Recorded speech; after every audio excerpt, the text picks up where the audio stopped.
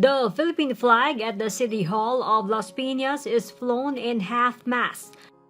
The city is grieving over the death of former Las Piñas Mayor Nene Aguilar.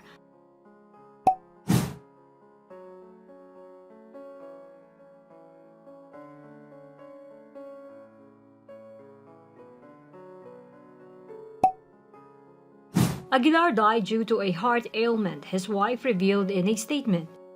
Aguilar is the husband of Las Piñas Mayor Imelda Aguilar.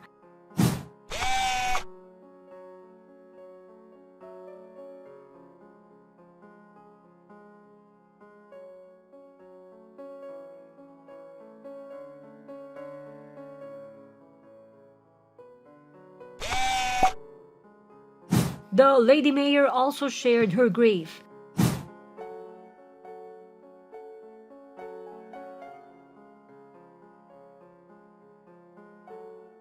She vowed to use her husband's legacy as an inspiration in rendering public service.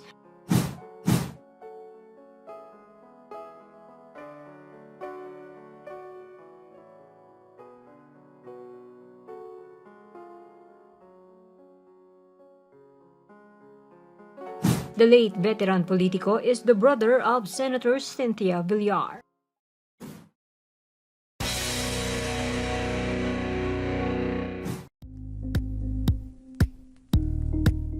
Thank you for watching Politico TV. Please like and subscribe to our channel for more videos.